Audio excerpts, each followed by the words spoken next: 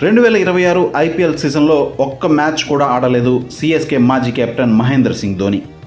మహీ వస్తాడా ఆడతాడని ప్రచారం జరిగిన చివరకు ఒక్క మ్యాచ్ కూడా ఆడకుండానే ఐపీఎల్ 2026 సీజన్ ముగిసింది.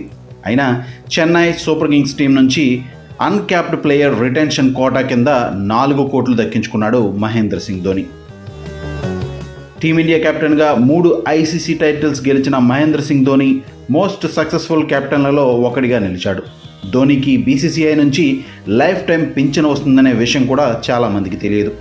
2004లో భారత జట్టులోకి ఆరంగేట్రం చేసిన మహేంద్ర సింగ్ ధోని 2007లో కెప్టెన్గా మారాడు. 2007లో టీ20 వరల్డ్ కప్ గెలిచిన మహేంద్ర సింగ్ ధోని 2011లో వన్డే వరల్డ్ కప్ను గెలిచాడు. ఆ తర్వాత 2013లో ఐసీసీ ఛాంపియన్స్ ట్రోఫీని సాధించాడు.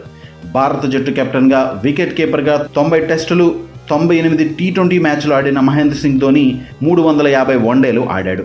2014లో టెస్టుల నుంచి రిటైర్మెంట్ తీసుకున్న మహేంద్ర సింగ్ ధోని 2020లో వైట్ బాల్ ఫార్మాట్కు కూడా రిటైర్మెంట్ ఇచ్చాడు. ఇప్పటికే 2008లో మేజర్ ధ్యాన్ చంద్ ఖేల్ రత్న అందుకున్న మహేంద్ర సింగ్ ధోని 2009లో పద్మశ్రీ పురస్కారం కూడా అందుకున్నాడు.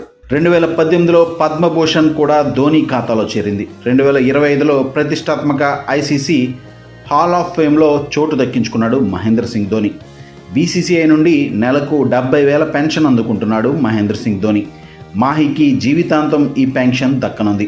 బీసీసీఐ నుంచి అత్యధిక పెన్షన్ అందుకుంటున్న ప్లేయర్లలో ధోని ఒకడు. దాదాపు 16 ఏళ్ల అంతర్జాతీయ క్రికెట్ ఆడిన మహేంద్ర సింగ్ ధోని 500కు పైగా అంతర్జాతీయ మ్యాచ్లు ఆడాడు. దీంతో సచిన్ టెండూల్కర్, యువరాజ్ సింగ్ వంటి దిగ్గజ ప్లేయర్లతో సమానంగా నెలకు 70,000 అందుకుంటున్నాడు మహేంద్ర సింగ్ ధోని.